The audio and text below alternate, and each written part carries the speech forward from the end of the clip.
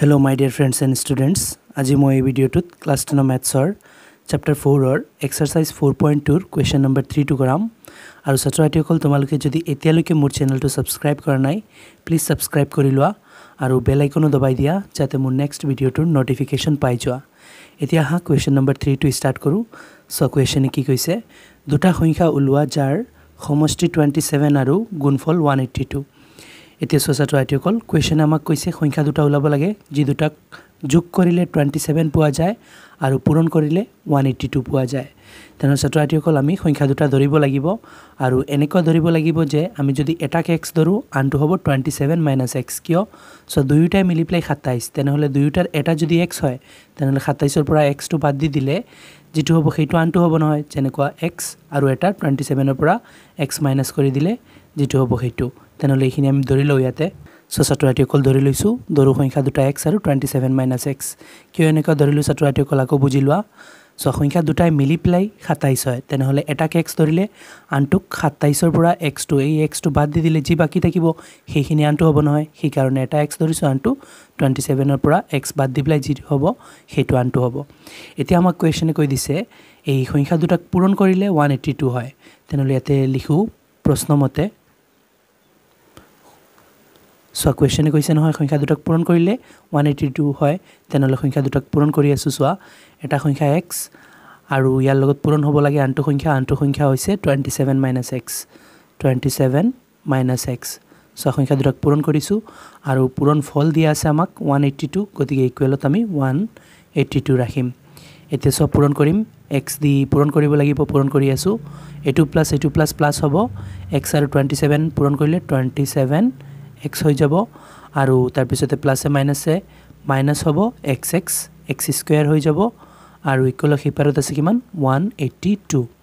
এতিয়া ছাত্ৰছাত্ৰীসকল সবক এক্সাইট কৰিম আৰু খজাই লম তাৰ পিছত সমাধান কৰি লম সো খজাম কেনেকুৱা সবৰ আগতে হাইয়েস্ট পাৱাৰ টকাটো থাকে তেনলে ইয়াতে হাইয়েস্ট পাৱাৰ হৈছে x স্কয়াৰ এটো সবৰ আগত ৰাখিব লাগিব - x স্কয়াৰ তাৰ পিছতে x টকাটো প্লাসৰ 27x তাৰ পিছতে এই প্লাসৰ 182 এই সাইডে আহিলে -182 হ'ব আৰু ইকুৱেলতে কোনে এতিয়া 0 এটা ছাত্ৰছাত্ৰীসকল আমি সম্মুখত মাইনাস না ৰাখো গতিকে মনে মনে আৰু এটা মাইনাস ধৰি প্লাই গুটেই সমীকৰণটোক পূৰণ কৰি দিম তেনলে এইটো লগত মাইনাস দি পূৰণ কৰিলে মাইনাসে মাইনাসে প্লাস x স্কয়াৰ হৈ যাব এইটো লগত পূৰণ কৰিলে প্লাসে মাইনাসে -27x হৈ যাব এইটো লগত পূৰণ কৰাত মাইনাসে মাইনাসে প্লাস 182 হৈ যাব ইকুৱেল হিপাৰত সোৱা 0 আছে সো ছাত্ৰছাত্ৰীসকল যেতিয়া আমি মনে মনে মাইনাস ধৰি প্লাই পূৰণ কৰো যিকিটা মাইনাসৰ থাকে সেইকিটা প্লাসৰ হৈ যায় আৰু যিকিটা প্লাসৰ থাকে সেইকিটা মাইনাসৰ হৈ যায় এতিয়া সোৱা এইটো দিঘাত সমীকৰণ হৈ গৈছে এতিয়া আমি সমাধান কৰিব লাগিব x উলাব লাগিব তেতিয়া সংখ্যা দুটা ওলাই যাব সো এতিয়া সমাধান কৰিবলৈ হলে এইটো মধ্যপদ বিশ্লেষণ পদ্ধতিত কৰিম যেনেকুৱা এই এক্সাৰসাইজৰ 1 নম্বৰ কোৱেশ্চনটো কৰিছো আৰু এই পদ্ধতিক উৎপাদকীকৰণ পদ্ধতিও বুলি কোৱা হয় আৰু এই পদ্ধতিত কেনেকুৱা হয় ছাত্ৰছাত্ৰীসকল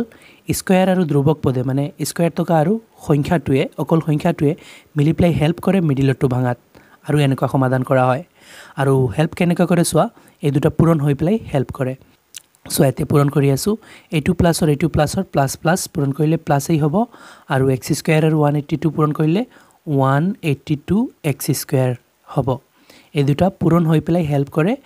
মিডিলটো ভাঙাত ভাঙিব মিডিলটো ছাত্ৰছাত্ৰীসকল মনত ৰাখিবা এতিয়া 182 ক আমি এনেদৰে ভাঙিম যাতে পূৰণ কৰিলে প্লাসৰ 182 x স্কয়াৰ হয়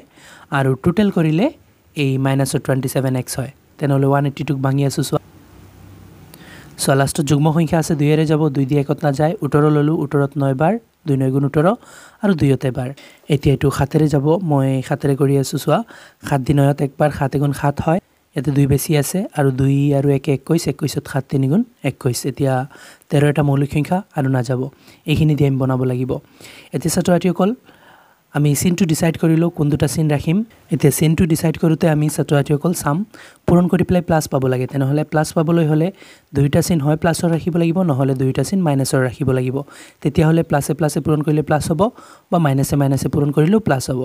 এতিয়া আমি কোন দুটা সিলেক্ট কৰিম এটোৰ কাৰণে আমি মিডিলটো সাম সো টোটাল কৰি প্লাই মিডিলটো পাব লাগে নহয় আৰু মিডিলটো আছে মাইনাসৰ গতিকে আমি প্লাস নলম মাইনাছ ল'ম মাইনাছে মাইনাছে প্লাছ হ'ব আৰু মাইনাছৰ ইমান আৰু মাইনাছৰ সিমানে মিলি পেলাই মাইনাছৰ 27x হৈ যাব এতিয়া আমি এইখিনিৰে বনাব লাগে এতিয়া সো আমি যেনেদৰে বনাও পূৰণ কৰিলেতো 182 হ'বই কাৰণ 182ৰ উৎপাদক এইখিনি আমি মন কৰিব লাগিব এইটো মিডিলৰটো এইটো টোটাল কৰি প্লাই হ'ব লাগে তেনেহলে ছাত্ৰছাত্ৰীসকল মই দেখি আছো এনেদৰে মিলালে 7 দুগুণ 14 আৰু 13 14 আৰু 13 মিলি প্লাই 27 হয় এতিয়া ছাত্ৰছাত্ৰীসকল 14 আৰু 13 27 হয় আৰু 14 আৰু 13 গুণ 182 হৈ যাব তেনেহলে আমাৰ মিলি যাব তেনেহলে মই প্ৰথমতে 14 ৰাখি আছো সো দুইটা মাইনাছৰ আছে গতিকে তোমালোকে প্ৰথমতে 13 ৰাখা চাই পিছত 14 ৰাখা কোনো অসুবিধা নাই ততে 13 ৰাখিছো আৰু লগতে x লগাই দিও এতিয়া সব মিলি যাব মাইনাছে মাইনাছে প্লাস হ'ব 14 13 গুণ 182 হ'ব x স্কয়াৰ হ'ব হৈছে নহয় আৰু টোটাল কৰিলে এটো হ'ব সোৱা মাইনাছৰ 14টা x মাইনাছৰ 13টা x মিলি প্লাই মাইনাছৰ টোটাল 27টা x হৈছে নহয় তেনেহলে ইয়াতে লিখিলো এইটো হেল্প কৰিছে এইটো যেনেকুৱা আছে তেনেকুৱা থাকিব তাৰ পিছত মাইনাছ 27x টো ভাঙিছে ভাঙি প্লাই মাইনাছ 14x আৰু মাইনাছ 13x ত ভাঙিছে তেনেহলে এটো বহুৱাই দিও মাইনাছ 14x মাইনাছ 13x তাৰ পিছত এইটো হেল্প কৰিছিল প্লাস 182 এইটো যেনেকুৱা আছে তেনেকুৱা থাকিব ইকুৱেলত আছে কিমান 0 এতিয়া নেক্সট আমি কমন ল'ব লাগিব দুটাৰ পৰা এই দুটাত কমন দেখি আছো x তেনেহলে x কমন লৈ লৈছো ইয়াতে সোৱা এতিয়া দুটা x ৰ এটা x ওলাই গলে এটা x থাকিব তাৰ পিছত মাইনাস ইয়াৰ পৰা 14x ৰ পৰা x ওলাই গলে 14 থাকিব এতিয়া তাৰ পিছত আহি ইয়াতে মাইনাস পাইছো মাইনাসটো লিখিলো এতিয়া এই দুটাত কমন কি হ'ব এই দুটাত ছাত্ৰছাত্ৰীসকল কমন হ'ব 13 তেনে 13 মই কেনেকুৱা গম পালো ইয়াতে কমন কাৰণ সোৱা আমি যেতিয়া 182 ৰ উৎপাদক লৈছিলো 14 আৰু 13 হৈছিল 14 13 গুণ 182 হৈছিল তেনেহলে ইয়াৰ পৰা 13 ওলাই আনিলে 14 থাকিব মানে 13 টো কমন আছে নহলে এই 13x ৰ পৰা 13 ওলাই আনিছো এতিয়াহে x থাকিব তাৰ পিছত ইয়াতে কি চিন বহুৱালে ইয়াতে প্লাস হ'ব মাইনাছে মাইনাছে প্লাস হ'ব তেনেহলে মাইনাস ৰাখিলো এতিয়া 13 * 14 182 হ'ব ইয়াতে 14 ৰাখিব লাগিব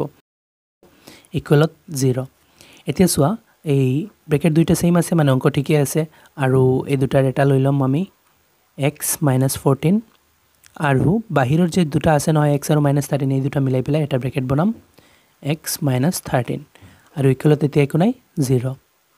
এতিয়া সোৱা এই দুটাৰ পৰা আমি আনসাৰ দুটা উলাম প্ৰথমতে এইটোৰ পৰা উলাই আছো x - 14 = 0 ৰাখি দিম এতিয়া x ৰাখি দিও -14 হিচাপত গলে +14 হ'ব এতিয়া এইটোৰ পৰা সোৱা x - 13 = 0 লিখিলো এতে বাবা অল লগাই দিবা তোমালোকে কাৰণ দুটা ভ্যালু ওলাই আছে নহয় এইটো বা সেইটো এনেকুৱা x ৰাখিলো -13 হিচাপত গলে +13 হৈ যাব তেনেহলে x ৰ ভ্যালু সোৱা 14 ওলাইছে আৰু 13 ওলাইছে তেনেহলে সোৱা x যদি আমি 14 ধৰো তেনেহলে ইয়াতে এটা সংখ্যা তো 14 হৈ যাব আনটো সংখ্যা হতে সোৱা ইয়াতে 14 বহুৱাত 27 ৰ পৰা 14 মাইনাস কৰাত 13 থাকিব আৰু যদি মই x to 13 ধৰো তেনেহলে এটা সংখ্যা 13 হৈ যাব আনটো সংখ্যা সোৱা ইয়াতে 27 - x ৰ ঠাইত যেতিয়া আমি 13 বহুৱাম 27 ৰ পৰা 13 বাদ দিলে 14 থাকিব মানে 14 থাকিব মানে এটা সংখ্যা যদি 13 হয় আনটো সংখ্যা 14 হ'ব আৰু এটা সংখ্যা যদি 14 হয় আনটো সংখ্যা 13 হ'ব তেনেহলে মই লিখি দিও যে এটা সংখ্যা 13 হলে আনটো সংখ্যা 14 হ'ব এটো লিখি দিও সো ছাত্ৰছাত্ৰীসকল লিখি লৈছো এটা সংখ্যা 13 হলে আনটো সংখ্যা 14 হ'ব বা তোমালোকে এনেকৈ লিখি দিলেই হৈ গল সংখ্যা দুটা হল 13 আৰু 14 কাৰণ এটা 13 বহুৱালে আনটো 14 ওলাই এটা 14 বহুৱালে আনটো 13 ওলাই এতিয়া ইয়াতে অংকটো সমাপ্ত হৈছে আৰু আশা কৰো ছাত্ৰছাত্ৰীসকল তোমালোকে ভালদৰে বুজিব পাৰিছা কোৱেশ্চনটো আৰু বুজাত যদি কোনো ধৰণৰ অসুবিধা হয় মোক কমেন্টত জনাবা ভিডিওটো ভাল লাগিলে লাইক এণ্ড শেয়াৰ কৰিবা চেনেলটো সাবস্ক্ৰাইব কৰি দিবা থ্যাংক ইউ